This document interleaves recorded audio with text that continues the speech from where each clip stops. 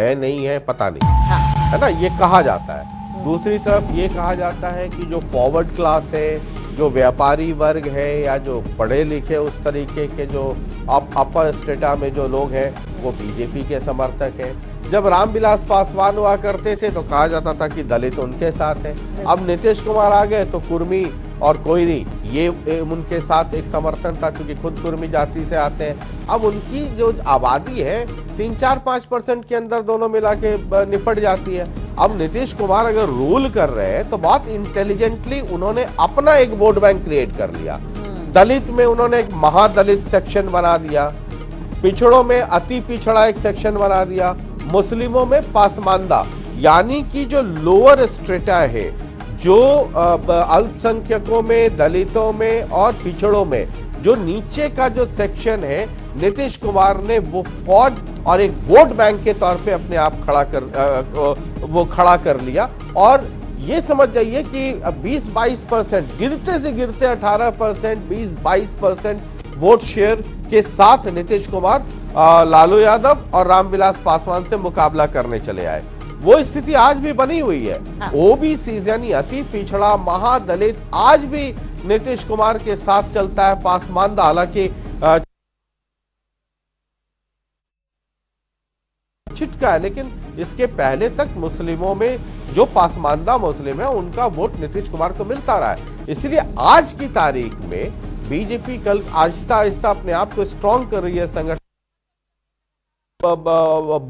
अलग अलग जगहों की तस्वीरें हम आपको दिखा रहे हैं, चर्चा भी इस पर हम कर रहे हैं। तो ये बड़ी खबर आपको बता दें, 8:30 बजे ईवीएम खोली जाएगी।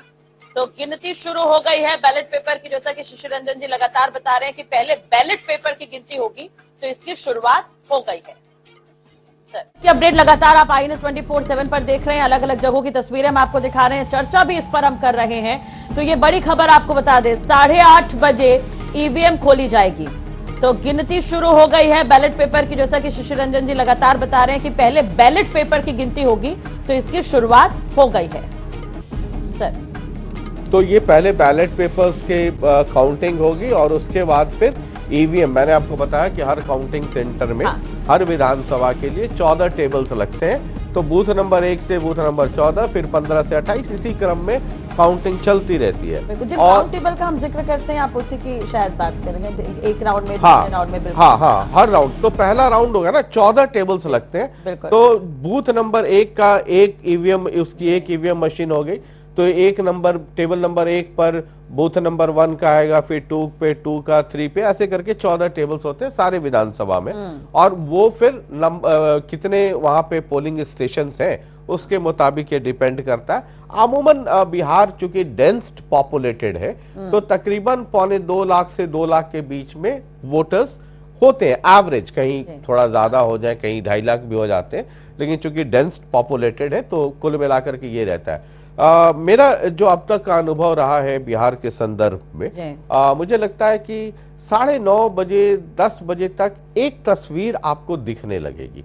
हालांकि इस बार कांटे की टक्कर है और पॉलिटिकल एनालिस्ट वो बताते हैं, और चूंकि हम लोगों ने बहुत ग्राउंड पे देखा है, तकरीबन 80 से 85 सीटें आउट ऑफ 243 ऐसी हैं जहां नेक टू नेक फाइट वाली हालत है। और यही 80-85 सीटें तय करेंगी कि अगली बार सरकार किसकी बन रही है। तो अब वहां पर आपको कई राउंड में दिखेगा कि बीजेपी या एनडीए आगे है, हो सकता है 2 राउंड के बाद आपको दिखे कि अब महागठबंधन आगे है, हो सकता है किसी राउंड में आपको दिखे कि इंडिपेंडेंट कहीं भारी पड़ रहा है। तो कुल मिलाकर की ये स्थिति है, रोचक रहेगा, बहुत ही इंटरेस्टिंग। 2-3-4 सीटें हैं जो फिंगर्स पर है, कोमरार की सीट है, एक रितेश है ना, ये 2-4 सीटें हैं जहां पर उनका इम्पैक्ट देखा जा रहा है। लगातार हम इस पर चर्चा भी कर रहे थे। 200